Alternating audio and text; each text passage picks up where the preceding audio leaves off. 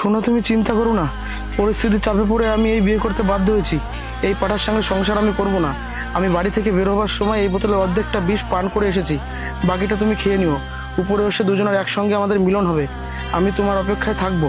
ইতি, তোমার প্রিয় বুলটি। লাল শাড়ি পরিয়া কন্যা রক্ত আলতা পারা